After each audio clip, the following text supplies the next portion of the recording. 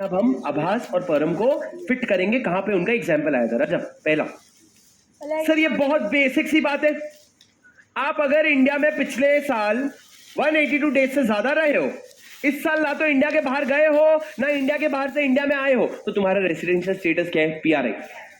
Sir ये हम सबको एप्लीकेबल होता है। हम सब पिछले साल 182 डेज से ज्यादा इंडिया में रहे और इस साल ना तो इंडिया के बाहर जाने का है ना इंडिया में आने का है। इंडिया में ये तो कहां से आएंगे भाई कि मैं आज फिर से इंडिया आ गया? हो ही नहीं सकता। तो सर यहां हमारी बात तो खत्म हो गई। अब सर स्पेशल बात नीचे से शुरू होगी। स्पेशल बात किन के लिए? वो लोग जो इंडिया आ रहे हैं या इंडिया से जा रहे हैं। इस साल में तुम क्या बन गए? पीआरआई वगैरह बन गए। पर इस साल तुम इंडिया से जा रहे हो या इंडिया आ रहे हो, तो तुम्हारा क्या सीन होगा? मेरी बात ध्यान से सुनना। सर ऊपर क्या लिखा है? Does not include. सर ये डज नॉट इंक्लूड को इंटरप्रेट करो। डज नॉट इंक्लूड मतलब क्या? मतलब क्या बोल रहे हैं कि भाई सुन, तू 182 डे, मैडम सुनना ध्यान से। सर आप अगर पिछले साल 182 डेज से ज्यादा रहे हो तो आप क्या बन जाओगे?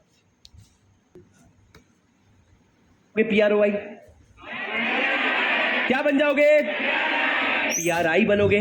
पर हम फिर भी तुमको कुछ एक्सेप्शन दे रहे हैं। क्या?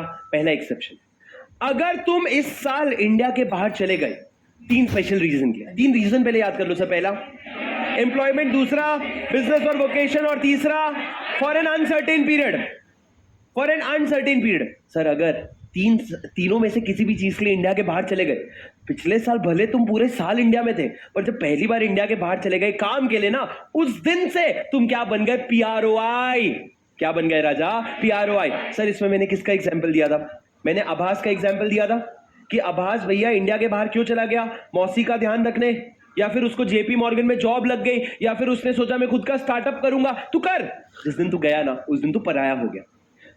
और उसके बाद दूसरा एक्सक्लूजन क्या है सर? दूसरा एक्सक्लूजन क्या है? A person who comes in India to visit. यहां पे लिख लो comes in India to visit. Comes to India to visit. To visit मतलब सर ऐसे ही घूमने फिरने आया है। तो भैया तू घूमने फिरने आया है ना, तो तेरे को हम रेसिडेंट नहीं मानेंगे। तो अगर इंडिया के बाहर काम के लिए चला गया तो तू अपना नहीं है। तू इंडिया घूमने आया है तो तू अपना नहीं है। फिर चाहे तू 182 डेज रहा हो या ना रहा हो, वो सेकेंडरी हो गया। पर सर इस सेकेंड वाले पॉइंट का एक्सेप्शन है। सेकेंड वाला पॉइंट क्या था? कि तू इंडिया घूमने आया है ना, तो हम तेरे को अपना नहीं मानेंगे। तू इंडिया घूमने आया है तो अपना नहीं मानेंगे। जो कौन आया था? परम। परम घूमने आया था सर। परम जब घूमने आया था तो परम को हमने अपना नहीं माना था। पर सर अगर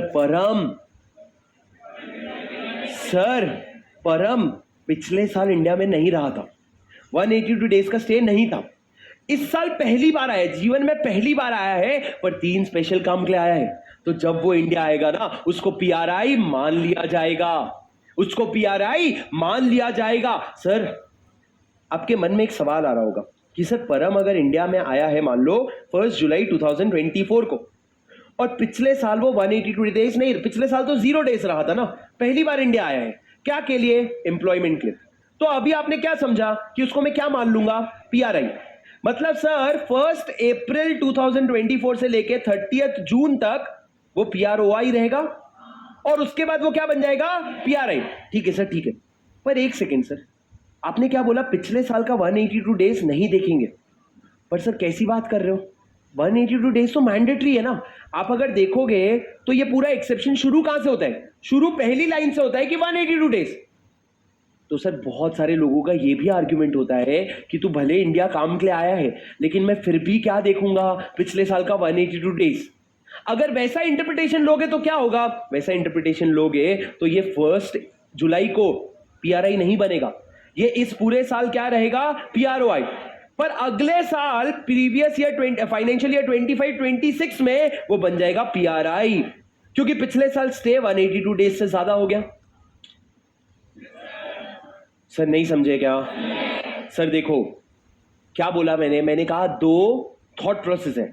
किसके बारे में बात कर रहे हैं? आभास के बारे में नहीं, हम परम के बारे में बात कर रहे हैं। परम यदि इंडिया आया है तो किस चीज के लिए आया? जॉब के लिए। तो एक सेक्टर ये बोलता है कि भैया जॉब के लिए तू आया है ना, तो पिछले साल का 182 डेज नहीं देखेंगे। हमने बोला ओके। तो जिस दिन आया उसी दिन क्या बन जाएगा? पीआरआई बन जाएगा। जिस दिन आया उस दिन पर्सन रेसिडेंट इन इंडिया। पर दूसरा सेक्टर ये कहता है कि सर हम पिछले साल का 182 डेज देखेंगे, वो मैंडेटरी है। तो तो जिस दिन आया उस दिन तो 182 डेज नहीं था, तो हम उस दिन क्या बोलेंगे, तो PROI ही है, ये ईयर के एंड तक PROI है।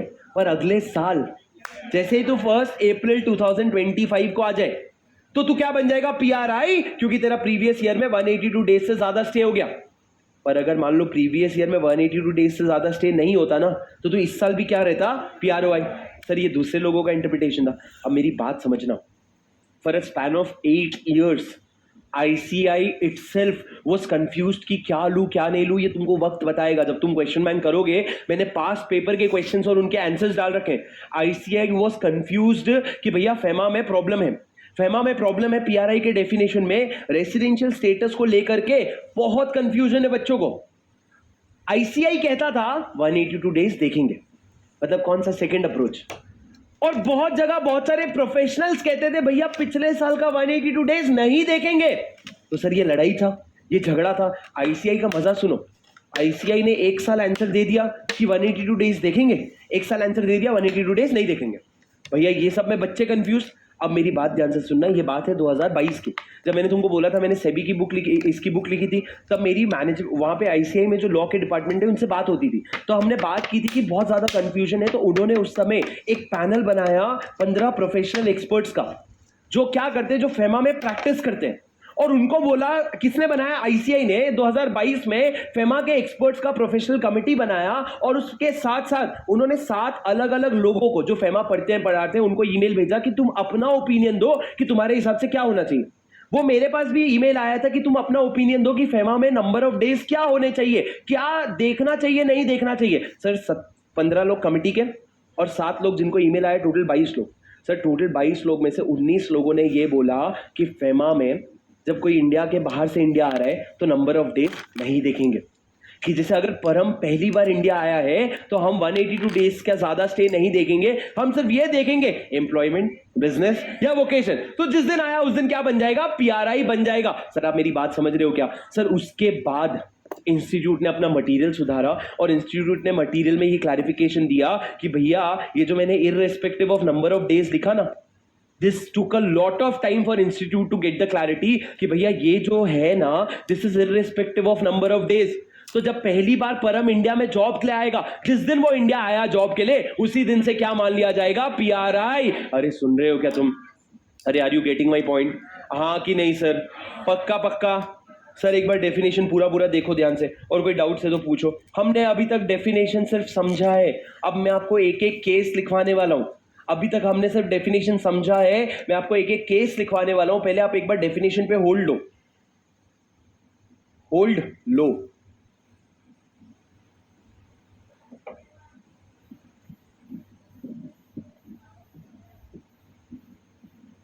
एक मिनट है, डेफिनेशन अच्छे से समझ के याद कर लो।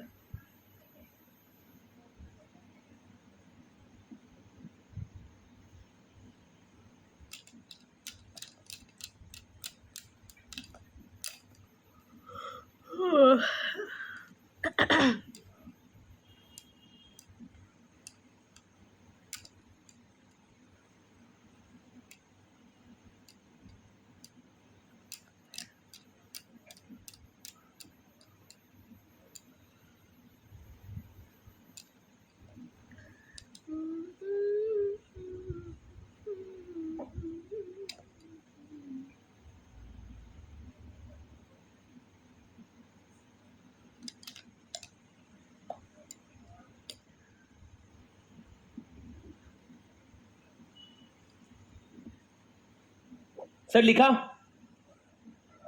पढ़ा, आ जाओ रजा। देखो इलस्ट्रेशन नंबर 1। ओह इधर देखो सर, अगर मैं आपसे कहूं कि एक इंडिविजुअल है जो प्रीवियस ईयर 23-24 में 365 डेज के लिए रहा, कहां, इंडिया में पूरे साल भर रहा 366 डेज, और इस साल कोई मूवमेंट नहीं है, मतलब ना तो इंडिया से बाहर गया है ना इंडिया के अंदर आया है। मैं अगर आपसे पूछूं इसका रेसिडेंशियल स्टेटस बताओ फाइनेंशियल ईयर 23-24 का और फाइनेंशियल ईयर 24-25 का। सर पहले बताओ 23-24 का किसने कहा PR, PRI। सर इसका आंसर है नो सफिशिएंट डेटा। मेरे को यह जानना है कि पिछले साल वो 182 डेज से ज्यादा था क्या, मेरे को नहीं पता, तो मैं उसके रेसिडेंशियल स्टेटस नहीं बता पाऊंगा। पर यदि मुझसे कोई पूछे फाइनेंशियल ईयर 24-25 का, तो मैं कॉन्फिडेंटली बोलूंगा आपका PRI है। क्यों? क्योंकि पिछले साल 182 डेज से ज्यादा और इस साल कोई मूवमेंट ही नहीं है, ना तो इंडिया आया है ना इंडिया से गया है, तो भैया तू क्या बन जाएगा? PRI बन जाएगा। सर दूसरा केस, सर ध्यान से सुनना। सर अगर मेरा पिछले साल स्टे था 182 डेज प्रीवियस ईयर 23-24 में, और 24-25 में स्टे है 365 डेज पूरे साल भरू में। पिछले साल कभी तो भी बीच में आया था, 182 डेज के लिए रहा उसके बाद, और इस साल पूरे साल रहा हो। मेरे को बताओ मेरा फाइनेंशियल ईयर 23-24 का क्या स्टेटस होगा, फाइनेंशियल ईयर 24-25 का, फाइनेंशियल ईयर 25-26 का। सर देखो 23-24 का नहीं बता पाऊंगा मैं, मेरे पास डेटा नहीं है। पर सर 24-25 का PROI क्यों sir? Because you need more than 182 days. Exact नहीं, आपको मोर देन 182 डेज चाहिए। पर अगर फाइनेंशियल ईयर 25-26 का पूछोगे तो मैं आराम से बोल दूंगा PRI। क्यों सर? क्योंकि उसके पिछले साल में 365 डेज रहा हूं, तो आराम से क्या हो जाऊंगा? PRI। सर ये समझे क्या? अरे डिड यू अंडरस्टैंड? लिखो sir point number 3। Sir 365 days रहा हूं तो आराम से क्या हो जाऊंगा? PRI। सर ये समझे क्या? अरे डिड यू अंडरस्टैंड? लिखो sir point number 3। Sir financial year 23-24, financial year 23-24 outside India, पूरे साल इंडिया के बाहर था।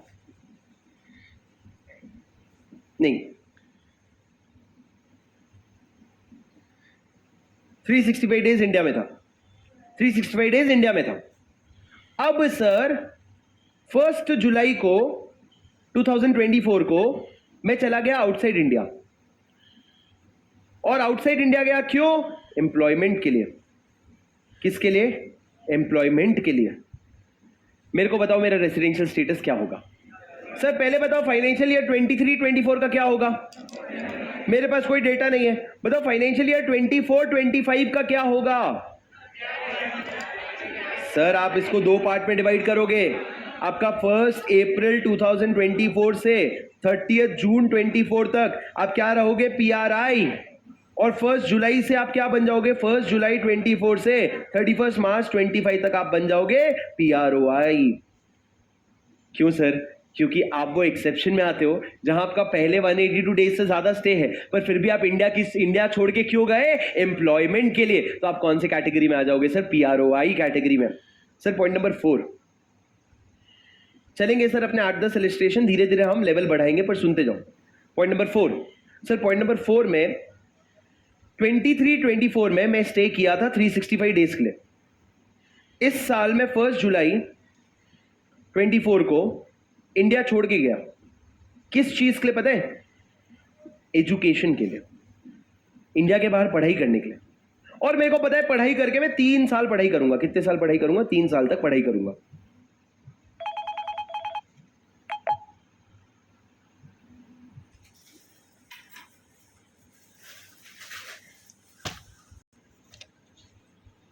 इंडिया के बाहर पढ़ाई करने के लिए।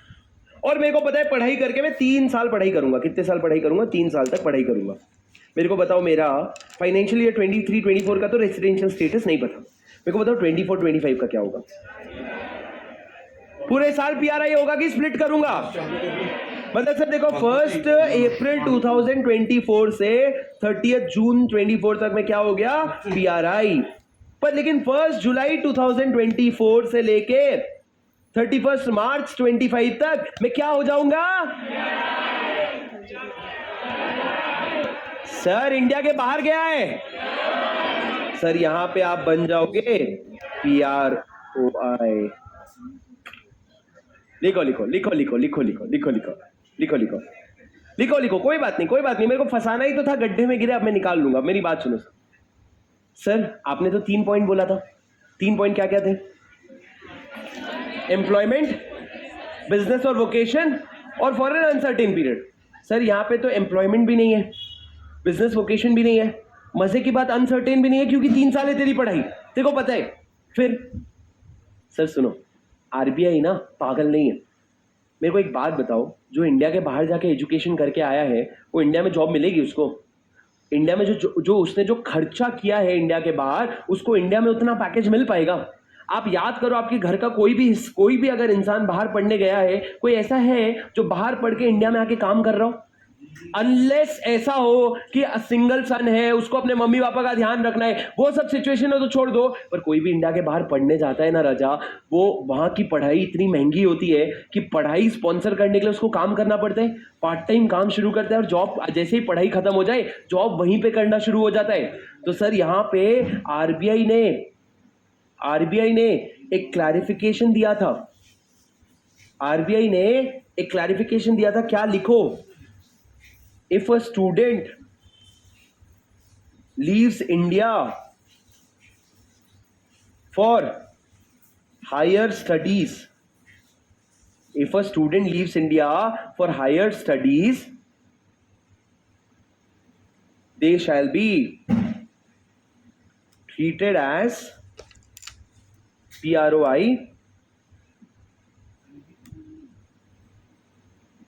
बस, क्योंकि सर जो मैंने आपको समझाया वही। एक तो सर यूजुअली एजुकेशन में क्या होता है, तुमने बोला 3 साल का एजुकेशन है, पर उसके बाद और अनसर्टेन पीरियड आएगा कि 2 साल और पढ़ लेता हूँ, 1 साल और पढ़ लेता हूँ, और दूसरा अपने खर्चे मीट करने के लिए वो लोग जॉब शुरू कर देते हैं। ये आरबीआई को पता है, तो उन्होंने लॉ एक्ट में तो नहीं लिखा है, पर आरबीआई ने क्या क्लैरिफिकेशन दे दिया कि अगर तुम इंडिया के बाहर जा रहे हो किस चीज के लिए, एजुकेशन के लिए, तो उस केस में आपको माना जाएगा पीआरओआई। अरे समझे क्या तुम मेरी बात? अरे आर यू विथ मी?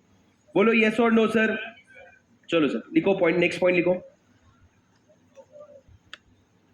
चौथा वाला देख ले, लिखे नहीं हो?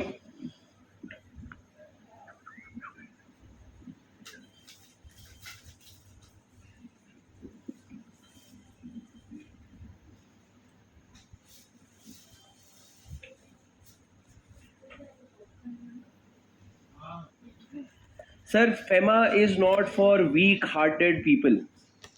FEMA is not for week hearted people. ये छोटी सी गलती करके अगर तुम्हारी फट गई, इसका मतलब तुम सीखने आए हो, मतलब तुम सिखाने आए हो।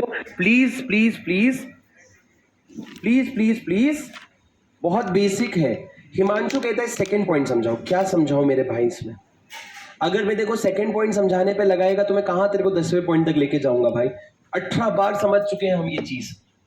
ये तो बेसिक का भी बेसिक नहीं भाई, ये तो मतलब बात करने लगे, इसमें तो एक्सेप्शन भी नहीं आया है कहीं पे। Check check check check. सुनो सर प्लीज मेरी बात सुनो, मैं क्या कह रहा हूं। हम लोग ना, फेमा का कोर्स इतना सा है ना राजा, फेमा का ना, मैंने तुमको क्या बोला था, सीए फाइनल में 8 पोर्शन थे राजा। 8 पोर्शन में से कितना आया है? 1 पोर्शन। फेमा का जो ये 8 पोर्शन था ना, ये 17 घंटे में पूरी क्लास खत्म होती थी। तुमको सिर्फ 1 पोर्शन 12 से 14 घंटा पढ़ाया जाएगा।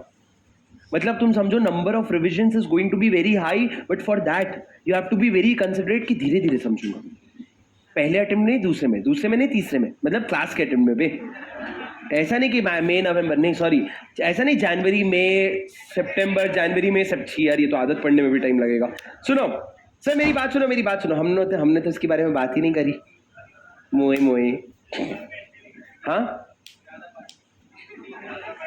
क्या 3 बार इनकम होगी ऐसे की हमारी? अरे घंटा 3 बार हिम्मत नहीं होगी, ये 3 बार इनकम नहीं होगी भाई। हम तो इनकम नहीं, दिहाड़ी आती है मेरी। 1,60,000 2 बार क्या देते? 3 लाख। और आप बेसिक एग्जामिनेशन क्रॉस हो जाएगा भाई। शिट, चोरी कर लेंगे। इधर देखो सर मेरी बात। हाँ सर, कोई कैसे लॉजिकल सी बात कैसे करूं मेरे को बताओ। नंबर ऑफ अटेम्प्ट पढ़ने से 2 अटेम्प्ट 3 अटेम्प्ट हो गया तो बच्चे 1.5 गुना बढ़ जाएंगे क्या? अब 1 लाख बच्चे लिखते हैं, 1,50,000 बच्चे लिखेंगे क्या? एग्जाम हो रहे, एक काम करो, तुम लोग स्टूडेंट हो, तुम टीचर बन जाओ, पढ़ा लो, पैसे ही पैसे हैं। हाँ सर वही सोचा है, एक बार बस सीए बन जाओ, फिर देखो सर इंटर लॉ तो मैं पढ़ाऊंगा। पढ़ा लो, तुम्हारे जैसे बहुत है यहाँ पे। कट कर देंगे हाँ कट कर देंगे। तुम लाइव वालो, फट से कैमरा निकाल के बोल दूंगा क्या होगा भाई? तो मेरी टीम में है ना। हाँ हम तो एक टीम है भाई, उनकी बचाने की सोचो कैसे। हाँ क्या बोलो सर? देखो सर मेरे को बताओ, एक इंसान पिछले साल 23-24 में 170 डेज के लिए इंडिया में रहा, और इस साल पूरे 365 दिन के लिए रहा। पर सर वो जो इंडिया इंसान है, is not a citizen of India. मतलब उसके पास इंडिया की सिटीजनशिप नहीं है। तो मेरे को बताओ फाइनेंशियल ईयर 24-25 में उसका स्टेटस क्या होगा, रेसिडेंशियल स्टेटस? पीआरआई की पीआरओआई? सर 24-25 पूछ रहा हूं, कौन कौन बोल रहे हैं पीआरआई? Very good. कौन कौन बोल रहे हैं PROI? Sir the answer is PRI. कैसे भाई, मेरे को बताओ सिटीजनशिप से क्या फर्क पड़ता है? अच्छा एक सेकेंड, सॉरी यू विन। हाँ हाँ हाँ हाँ हाँ हाँ हाँ हाँ हाँ हाँ हाँ हाँ हाँ हाँ, सुनो। ओके सर, फाइनेंशियल ईयर 24-25 का स्टेटस क्या है बताओ? अब बताओ क्या है? पिछले साल 183 डेज था, पर इंडिया का सिटीजन नहीं है। ये हो गया सर पीआरआई। क्यों sir? Simple point note, citizenship is not relevant to determine क्या? Residential status. Unlike in case of FERA. Unlike in case of FERA मतलब जब आप फेरा एक्ट पढ़ते थे तो वहां पे आप सिटीजनशिप देखते थे। वही तो तुमने डिफरेंस का सेकंड पॉइंट लिखा था कि फेरा में पीआरआई बनता था बेस्ड ऑन सिटीजनशिप। यहां पे सिटीजनशिप से फर्क नहीं पड़ता, यहां पे स्टे से फर्क पड़ता है। सर एक बार एक पेज पलटा के देखो वो डिफरेंस का सेकंड पॉइंट क्या लिखा था? पीआरआई में देखते हो आप सिटीजनशिप, पर यहां पे आप क्या देखते हो? स्टे। यहां पे सिटीजनशिप का फर्क नहीं पड़ता। पॉइंट नंबर 6 लिखो, इन case of FEMA residential status is not for the year but for a period. Bracket में लिखो unlike income tax act. Income tax act की तरह यहां पे ये किसके लिए नहीं है? It is not for a year, it is for a particular period. मतलब 2 महीना 3 महीना कुछ भी हो सकता है, बट ईयर के लिए नहीं है।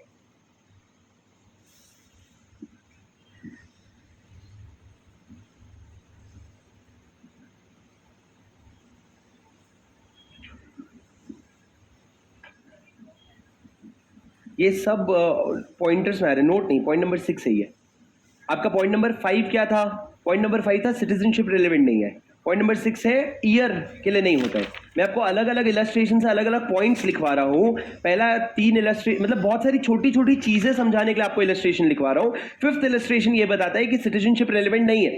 6th वाला ये बताता है पूरे साल के लिए नहीं होता, पीरियड के लिए होता है, मतलब बीच में चेंज हो सकता है। अरे समझे क्या? Did you understand? Yes sir.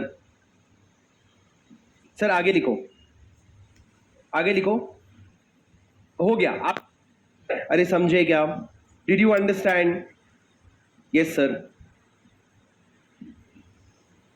Sir आगे लिखो, आगे लिखो। चेंज हो सकता है। अरे समझे क्या? Did you understand? Yes sir. Sir आगे लिखो, आगे लिखो। हो गया आपका। वो पीआरआई में आपने 2 पार्ट में डिवाइड करा था। ऊपर देखो पीआरआई आपने किस में डिवाइड किया था? पहले इंडिविजुअल्स के लिए, दूसरा आपने आर्टिफिशियल पर्संस के लिए। लिखो आर्टिफिशियल पर्सन सी बिलो। 6 पॉइंट।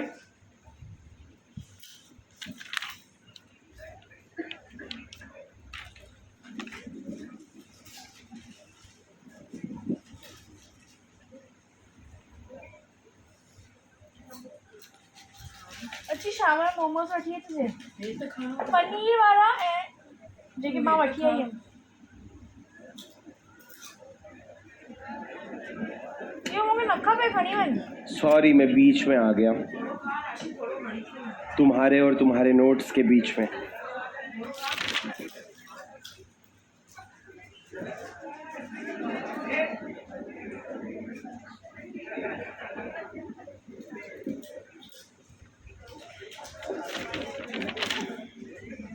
अगर मैं तुमसे ना पूछूं तो तुम तो 1 घंटा और इसी को लिख लो ना। हाँ लिखो। कौन है सर, जरा हाथ रेज करके बोलना किसने नहीं लिखा अभी तक। लिख लिया, चलिए आगे बढ़े। Sir PRI in case of artificial person. अब आएगा ना मजा बीड़ू। PRI in case of artificial person. Sir एक बात पूछूं क्या, इधर देखो, लिखते जाना, ठीक है। एक छोटा सा बॉक्स बना लो, बॉक्स का नीचे का क्लोज मत करना, बस आप बॉक्स बना लो और लिखो एक्स्ट्रा। सुनो मेरी बात ध्यान से। सर आपने पर्सन का डेफिनेशन पढ़ा था ना, पर्सन का डेफिनेशन पढ़ा था? हाँ सर पढ़ा तो था, कब पढ़ाए थे वो याद नहीं है। अरे वही तो तुमने बचपन में पढ़ा था, individual, company, HUF, firm, AOP, BOI, every artificial judicial person, branch, office, agency own controlled by any person. Okay इधर देखो सर। सर टाटा मोटर्स, एक तुम्हारे लेमैन, तुम्हारे बेसिक दिमाग से मेरे को बताओ, टाटा मोटर्स जो है, अगर मेरे को जानना है कि ये PRI है कि PROI है, तो मैं क्या करूंगा सर? मैं देखूंगा टाटा मोटर्स पिछले साल इंडिया में कितने दिन स्टे किया था। अगर मोर देन 182 डेज होगा तो इस साल वो क्या बन जाएगा? PRI। और अगर वो इंडिया एम्प्लॉयमेंट के लिए आया है तो अलग बात है। सर आप क्या देखोगे? कंट्रोल वंट्रोल नहीं, आप देखोगे कंपनी है, इनकॉर्पोरेटेड इन इंडिया है, तो ये PRI हो गई।